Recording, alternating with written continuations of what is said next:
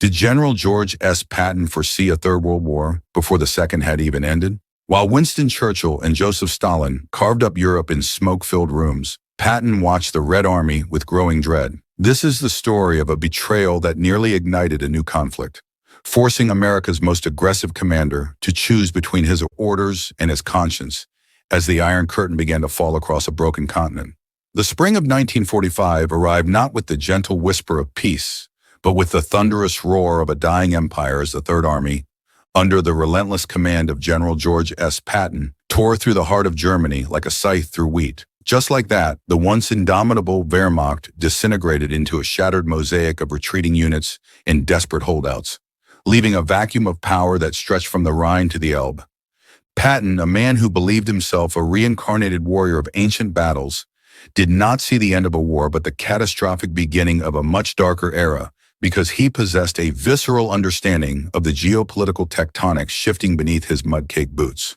While the world celebrated the imminent fall of Berlin, Patton stood in his command trailer, his eyes tracing the rapid westward advance of the Soviet Red Army, recognizing that the hammer of Stalin was poised to crush the very liberty the Western Allies had bled to secure. He knew that the maps being drawn in the quiet corridors of power were far more dangerous than the tiger tanks hiding in the Ardennes, and he understood that the clandestine agreements forged by Winston Churchill and Joseph Stalin were effectively handing the keys of Eastern Europe to a tyrant whose cruelty rivaled that of the man they were currently deposing. This was the Great Betrayal, a silent partition of nations that transformed liberated territories into captive provinces of a communist juggernaut. And it was a reality that Patton refused to accept, as he urged his superiors to let him drive his armored columns straight into the heart of Czechoslovakia and beyond. Suddenly, the strategic landscape shifted from the tactical liberation of towns to a desperate race for territory. Yet Patton found himself shackled by the political caution of General Dwight D. Eisenhower in the far-reaching shadows of the Yalta Conference. The air in 1945 was thick with the scent of cordite and the stench of decay, but for Patton, it was also heavy with the ozone of an impending storm that he felt compelled to weather before the Soviet Union could solidify its grip on the throat of Europe. He saw the Red Army not as a liberating partner, but as a primitive, unstoppable force of nature that respected nothing but the cold steel of superior firepower, and he watched with simmering fury as the American High Command ordered him to halt his advance, effectively ceding ground that had been won with American blood. Immediately, the tension between the frontline reality and the rear echelon diplomacy reached a breaking point, as Patton's personal diaries began to reflect a man who felt he was witnessing the suicide of Western civilization at the hands of naive bureaucrats and cynical prime ministers. Churchill, despite his later rhetoric about an Iron Curtain, had already sat across from Stalin in Moscow during the 1944 Tolstoy Conference, where they had scribbled the fate of millions on a single sheet of paper known as the Percentages Agreement. This naughty document, as Churchill himself called it, was the blueprint for a divided world, giving Stalin 90% influence in Romania and 75% in Bulgaria, while the fate of Poland, the very nation the war had begun to protect, was left to the mercy of a Soviet dictator who had already shown his hand at Katyn. Patton, though not privy to every secret cable, felt the consequences of these deals in every mile his tanks were forbidden to traverse, and his frustration boiled over into a series of candid, explosive remarks that threatened to destabilize the fragile alliance that held the world together. He viewed the Soviet soldier through a lens of historical destiny, describing them as a modern-day golden horde that would not stop until they reached the Atlantic unless someone with the courage of an old-world crusader stood in their path. The atmosphere in the Third Army headquarters became one of urgent preparation for a war that had not yet been declared, as Patton began to quietly analyze the logistical requirements for a pivot against the East, considering the radical idea of rearming defeated German veterans to bolster the thin Allied lines. Just like that, the man who had been the hero of Sicily and the savior of the Bastogne pocket became a liability to a political establishment that was desperate to maintain the illusion of Allied unity at any cost. Every time Patton looked at a map of the new occupation zones, he saw a death warrant for the Baltic states, for Poland, and for the Balkans, and he could not reconcile the liberation of a concentration camp in the morning with the handing over of a sovereign nation to a different set of guards in the evening. The psychological weight of this realization pressed down on him, manifesting in a fierce, uncompromising stance against the denazification policies that he believed were stripping Germany of the administrative talent needed to serve as a buffer against the communist tide. He was a man out of time, a general who preferred the clarity of the battlefield to the ambiguity of the negotiating table, and his refusal to play the role of the diplomat made him the most dangerous man in Europe for those who wanted a quiet peace. As the smoke cleared over the ruins of the Reichstag, the Red Army's presence in Berlin felt less like a victory and more like an occupation of the future. With Stalin's portrait rising where the icons of the old regime had fallen, and Patton knew that every day the Americans waited was a day the Soviets used to entrench their ideology into the rubble of the continent. He began to speak openly about the necessity of a confrontation, famously remarking that the United States would eventually have to fight the Russians anyway, so they might as well do it while the army was already there and the supplies were already flowing. This wasn't just the bravado of a blood-and-guts general. It was the calculated assessment of a military mind that saw the logistical vulnerability of Soviet Union that had been bled white by the war, yet was being allowed to posture as an invincible titan. Patton's reports to Washington became increasingly alarmist, filled with details of Soviet atrocities and the systematic stripping of industrial assets from the Western zones. But his words fell on deaf ears in a capital that was exhausted by conflict and blinded by the hope of a lasting peace through the United Nations. Immediately, the gap between Patton and the Eisenhower administration widened into a chasm, as the Supreme Allied Commander prioritized a smooth transition to a post-war order, while Patton prepared for the next phase of the struggle. The general's ivory-handled revolvers seemed to glint with a more ominous light in the pale sun of 1945, symbolizing a brand of American defiance that was being rapidly phased out in favor of committee-led compromise. He watched the surrendering German columns with a strange mix of pity and pragmatism, seeing in them the potential for a renewed defense of the West, a thought that would have been seen as treasonous by the public, but which Patton viewed as the only logical response to the reality on the ground. The consequence of the Churchill-Stalin pact was a Europe cut in half, a jagged wound that would not heal for nearly half a century, and Patton was perhaps the only man with the standing and the will to attempt a surgical intervention before the scar tissue could form. But the wheels of history were turning against him, driven by leaders who were more concerned with the optics of the present than the security of the future. And Patton found himself marginalized in the very moment he felt he was most needed. The tragedy of 1945 was not just the destruction of the old world, but the failure to prevent the birth of a new, colder one, a failure that Patton saw with terrifying clarity as he stood on the banks of the Danube, looking toward an east that was descending into a long red night. He knew that the peace being celebrated in New York and London was a fragile mask for a geopolitical stalemate that would hold the world hostage for decades, and his soul burned with the conviction that a golden opportunity was being squandered by men who lacked his historical perspective. The narrative of the good war was already being written, but for George S. Patton, the war had simply changed faces, shifting from a struggle against an overt evil to a desperate, clandestine battle against a creeping one. Suddenly, the hero of the Western Front was a ghost in the machine of the New World Order, a man whose presence reminded everyone of the uncomfortable truths they were trying to forget as they signed the treaties and shared the toast with the representatives of the Kremlin. The realization that the war against National Socialism was merely a bloody curtain raiser for a titanic struggle against international communism weighed heavily on George S. Patton as he surveyed the logistical nightmare of a fractured Germany. He observed the Red Army's advance with the cold, calculating eye of a hunter who recognizes that his partner in the chase has suddenly become a more dangerous predator than the prey they just brought down.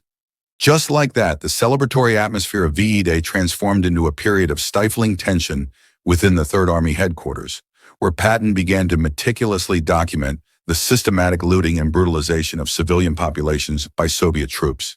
He saw these actions not as the isolated excesses of victory, but as a deliberate policy of terror designed to hollow out the soul of Central Europe before the iron fist of Moscow could close around it. But Patton's warnings were met with a wall of silence from General Dwight D. Eisenhower in the War Department in Washington, who were desperately trying to manage the complex transition to peace, while the public clamored for a rapid demobilization of American forces. This divergence of vision created a volatile environment where Patton felt he was the only man standing between Western civilization and a new dark age. leading him to maintain his combat divisions at a high state of readiness, even as the rest of the Allied military machine began to wind down. He frequently traveled to the forward lines where American and Soviet outposts sat within shouting distance of each other, watching the bored, rugged infantrymen of the Red Army and noting their reliance on American-made Studebaker trucks and sea rations. Suddenly, he realized that the very tools of victory he had used to crush the Wehrmacht were now the lifeblood of the Soviet occupation, and he argued with growing vehemence that the West should cut off all Lend-Lease supplies immediately to paralyze the Soviet logistics chain. He believed that the Red Army was a colossus with feet of clay, a force that could be driven back to its pre-war borders within weeks if the United States utilized its absolute air superiority and its untouched industrial reserve. Immediately, his rhetoric began to alarm the diplomatic corps, especially as he spoke openly about the Mongoloid hordes and the existential threat they posed to the Christian traditions of the West, using a language that was as visceral as it was politically explosive. Patton's frustration reached a boiling point during a series of tense diplomatic banquets, where he was forced to toast Soviet generals whom he privately considered to be nothing more than high-ranking bandits.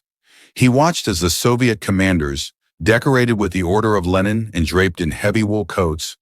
toasted the eternal friendship of the Allies, while their commissars worked behind the scenes to liquidate the Polish Home Army and any other democratic elements in the liberated territories. These social interactions were a torture for a man of Patton's directness, and he often responded with a sharp, biting wit that barely masked his contempt, further isolating him from the cautious mainstream of Allied leadership. Just like that, the Patton problem shifted from a matter of flamboyant personality to a genuine crisis of international relations, as the Soviet High Command began to lodge formal complaints about the American general's aggressive posturing and his refusal to cooperate with the denazification committees. Patton viewed the purging of every German official who had held a minor party post as a strategic blunder that destroyed the administrative infrastructure needed to prevent a total collapse of order, and he famously compared the Nazi communist distinction to the difference between Republicans and Democrats, a remark that nearly cost him his command. He was essentially arguing for a reverse crusade, where the remnants of the German military would be rehabilitated and integrated into a Western defense force, a concept that was decades ahead of its time, but which sounded like madness to a world still reeling from the horrors of the Holocaust. Patton's diary entries from this period reveal a man possessed by a sense of prophetic urgency, writing that he felt like the ancient Roman generals who watched the Goths gather at the gates, while the Senate in Rome argued over trivialities. He began to secretively gather intelligence on Soviet troop movements and armored concentrations, directing his staff to prepare contingency plans for a lightning strike toward the Vistula River, a plan that many of his subordinates feared would lead to a catastrophic escalation. But Patton was convinced that the Soviet Union would never be weaker than it was in the summer of 1945, and he believed that a failure to act now would condemn future generations to a nuclear-armed stalemate that could end in global annihilation. The psychological strain of this conviction manifested in a growing sense of martyrdom, as he felt his reputation being systematically dismantled by a press corps that favored the more progressive and cooperative stance of leaders like Omar Bradley. He saw the dismantling of the Third Army as a deliberate act of sabotage by those who feared his influence, and he watched with a heavy heart as his veteran divisions were broken up and sent home, replaced by raw recruits who had no understanding of the enemy they were facing. Immediately, the narrative began to shift toward his inevitable removal from command, as his critics seized upon every perceived misstep to paint him as a warmonger whose time had passed. Yet in the quiet moments between the political storms, Patton remained a figure of immense respect among the German populace and the displaced persons who saw him as a firm but fair arbiter of justice in a world that had lost its moral compass. He visited the camps for displaced persons and was horrified by the conditions, recognizing that many of these people were fleeing Soviet liberation and were being forcibly repatriated to certain death or Siberian labor camps under the terms of the Yalta Agreement. This moral outrage fueled his defiance, and he began to use his personal authority to protect thousands of refugees from the Soviet NKVD, an act of quiet rebellion that further incensed the Kremlin. The conflict between Patton's duty to follow orders and his duty to protect the defenseless became the defining struggle of his final months, as he navigated a treacherous landscape of shifting alliances and broken promises.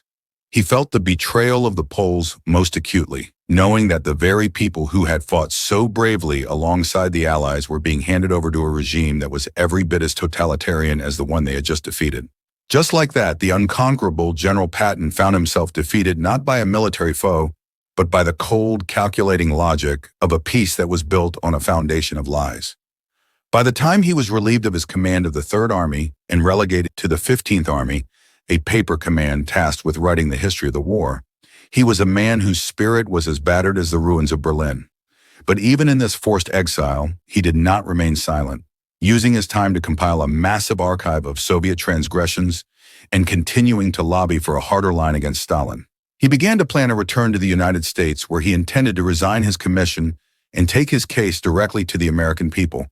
a prospect that terrified the Truman administration and the Soviet leadership alike. The idea of George S. Patton, the most popular and successful general of the war, touring the country and exposing the secret deals made at Yalta and Potsdam, was a political nightmare of the highest order. Then on a cold December day in 1945, just before he was scheduled to leave for home, a freak low-speed collision with a military truck left Patton paralyzed from the neck down, an accident that many historians and conspiracy theorists still view with profound suspicion. Suddenly, the voice that had been shouting the truth into the wilderness was silenced by a twist of fate that was as sudden as it was convenient for those who wanted a quiet transition to the Cold War. As he lay in a hospital bed in Heidelberg, surrounded by the doctors and staff of the army he had led to victory, Patton remained defiant to the last, telling his visitors that he was glad to die in a soldier's hospital rather than in a bed at home. His death on December 21, 1945, marked the end of an era and the beginning of the very conflict he had tried so desperately to prevent. Just like that, the Iron Curtain descended across Europe, exactly where Patton had warned it would, and the world entered a long twilight struggle that would last for nearly half a century. The consequence of ignoring Patton's warnings was a divided Germany, a captive Eastern Europe, and a nuclear arms race that brought humanity to the brink of extinction on more than one occasion. He was a man who understood that history is not a series of inevitable events, but a series of choices made by leaders under pressure. And he believed that the choice made in 1945 was a betrayal of the very values for which the war had been fought. The legacy of George S. Patton is not just one of military brilliance and aggressive maneuvers, but one of a lonely prophetic stand against the encroaching darkness of a new totalitarianism. He saw the world as it was, not as the politicians wished it to be, and his refusal to look away from the uncomfortable truths of the Soviet alliance made him a pariah in his own time, but a visionary in the eyes of history. Immediately after his death, the Cold War began in earnest, and the very leaders who had dismissed his warnings were forced to adopt the aggressive containment policies he had advocated for all along. The Third Army's march across Europe had ended, but the shadow of the conflict Patton foresaw would loom over the continent for decades, a testament to the fact that peace without justice is merely a pause between wars. As we look back at the ruins of 1945, we must ask ourselves if the world would have been different if a man like Patton had been allowed to finish the job he started, or if his intervention would have simply traded one catastrophe for another. Ultimately, Patton remains a symbol of the warrior scholar who understands that the battlefield and the negotiating table are two sides of the same coin,